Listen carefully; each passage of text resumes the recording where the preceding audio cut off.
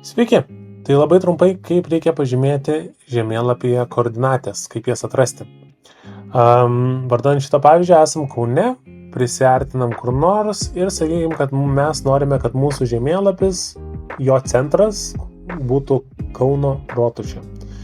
Viskas, ką reikia padaryti, tai prisiartint, dešinį pelės mygtuką nuspausti toje vietoje ir jums išmeta koordinatės. Tas koordinatės mes galim spustelti dabar jau su kairės pelės mygtuku ir jos nusikopijuoja į atmintį jūsų kompiuterio. Tai reiškia, kad dabar galite laisvai grįžti į formą, kurią pildote, kur mes prašome jūsų įvesti koordinatės ir tenais tiesiog įklijuokite, peistinkit į tą vietą.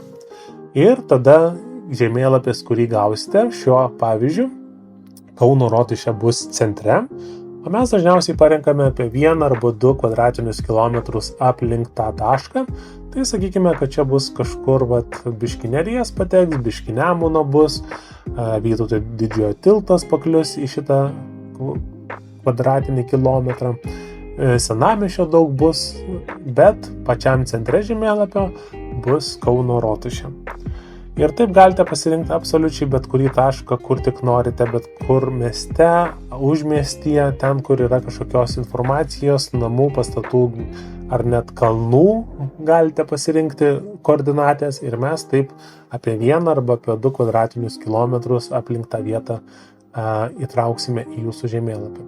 Tai dar kartelį paskutinis pavyzdys, sakykime, čia jūsų namas, atsitiktinę vietą kažkokią parinkau.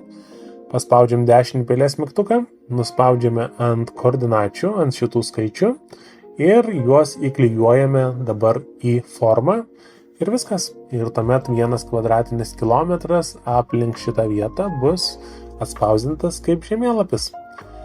Tai labai paprasta, labai nesudėtinga ir tikiuosi, kad viskas jums sklandžiai gaunasi. Ir nekantrauju pamatyti, kokie jūsų žemėlapiai bus.